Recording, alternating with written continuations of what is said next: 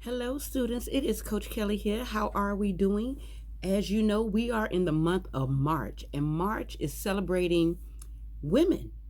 So, we are going to talk about a lady that is not possibly, probably not known to a lot of people, but I call her my shero.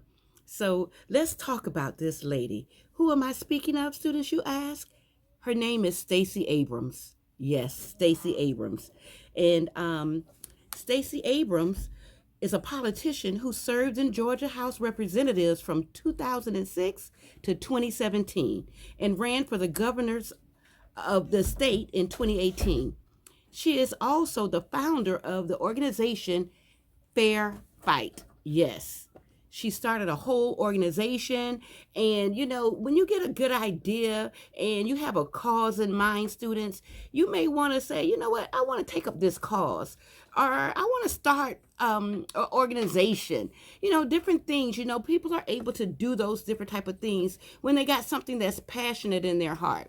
So Stacy had something passionate in her heart, and she started an organization called, again, Fair Fight.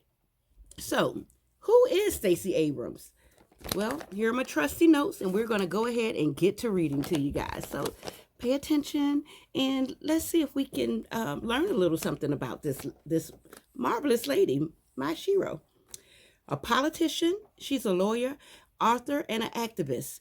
Stacey Abrams served in the Georgia House of Representatives from 2006 to 2017.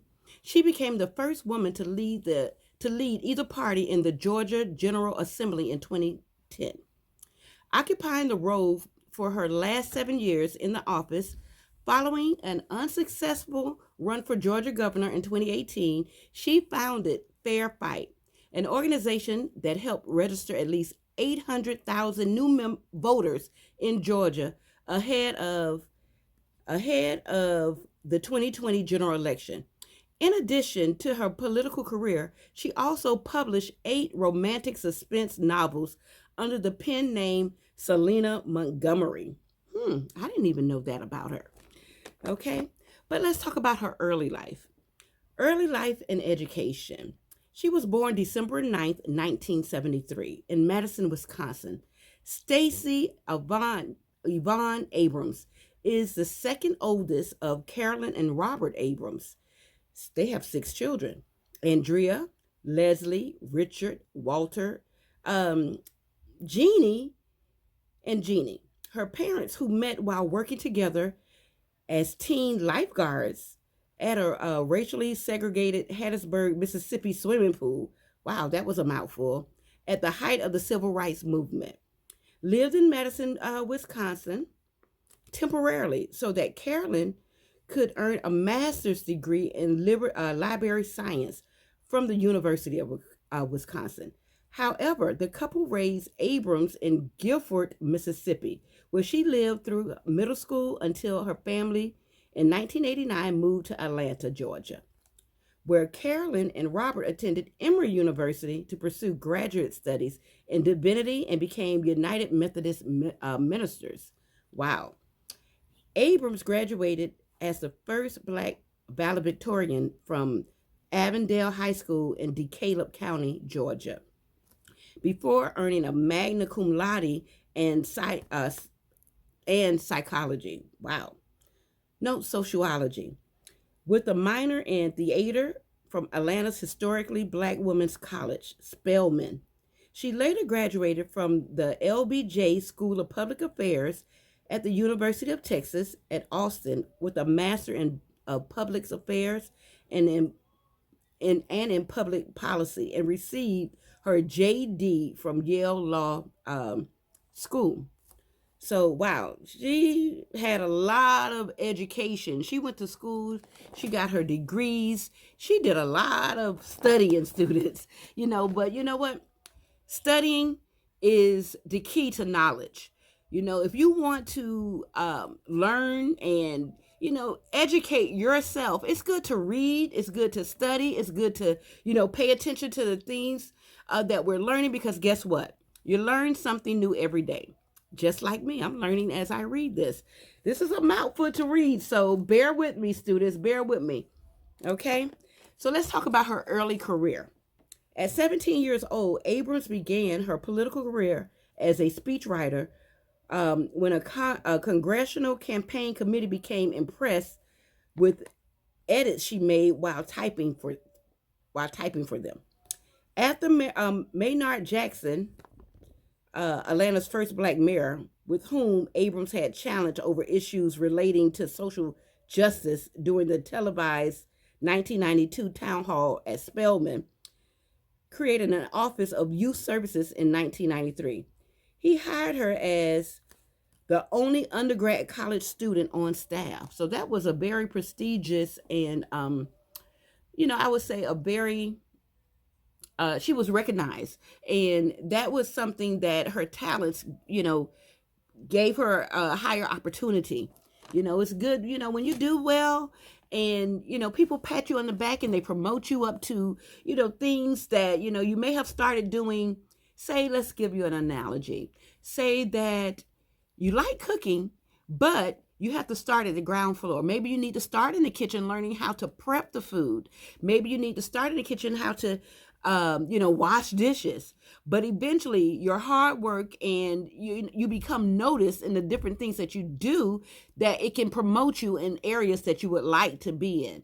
So early on in her college years, she took steps to get promoted and be seen.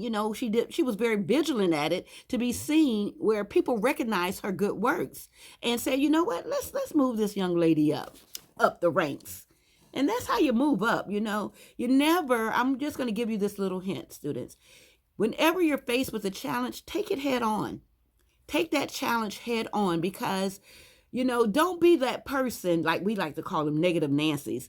Don't be that person who's like, oh, I can't do this. Oh, this is too hard. Or, oh, I don't know how to do this and that. Stop. Say, take on the challenge. Let someone show you. And then you'll begin to learn how to do it. And then you become an expert at it, And that's how you get yourself recognized, get promoted in life. And it's also good to take on challenges, because it actually helps you in the long run. So let's move on.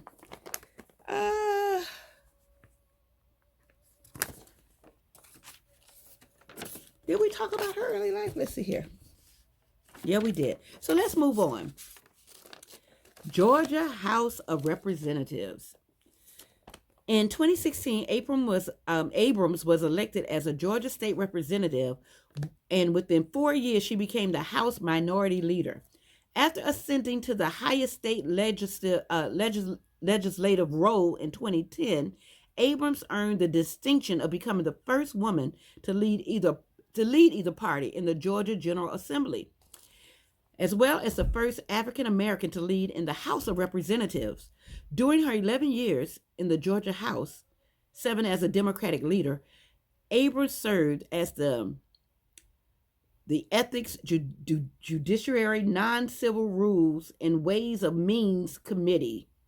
As Georgia then top-ranking Democrat, she traveled to and met with leaders in South Korea, Israel, Taiwan, and her international policy travel included Australia, Austria, Belgium, Bulgaria, Canada, France, Israel, Italy, the Netherlands, South Korea.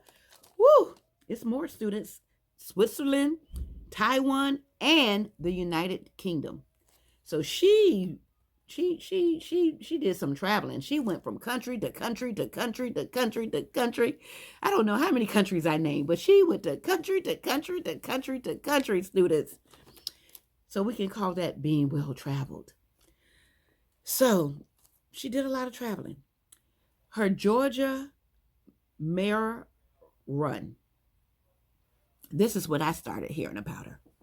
After leaving her state representative position, Abrams launched a 2018 run for the governor of Georgia, becoming the first Black woman to earn the Minorities Party nomination in the United States.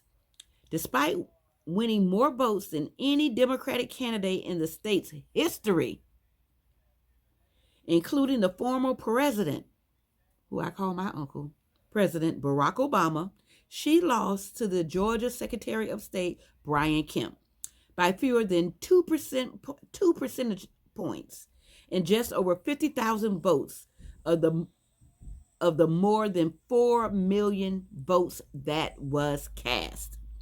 The election eventually became a study in alleged voter suppression efforts. Aside from running in the race, Kemp's office oversaw the election, cutting nearly 700,000 names from the rolls, the voting polls or rolls, in 2 years leading to the election, and more than 200 polling places were closed, primarily in poor and minority neighborhoods.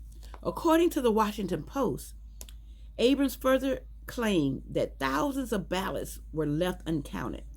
10 days after the election, Abrams ended her bid for a governor, but chose not to concede to Kemp, citing her belief that voters were disenfranchised. Let's be clear, this is not a speech on concession, she said in a speech from her campaign headquarters. According to the Associated Press, because concession means to acknowledge an action is right, true, or proper. As a woman of conscience and faith, I cannot concede that. In the same address, Abrams also announced she intended to file a federal lawsuit to challenge the way Georgia's elections are run. The voting registration efforts. Following her election loss, Abrams in 2018 founded Fair Fight, a voter protection and education organization which aims to promote fair elections in Georgia and around the country, encourage voter participation in elections, and educated voters about elections and their voting rights. Through her efforts, she helped register at least 800,000 new voters in Georgia ahead of the 2020 general election.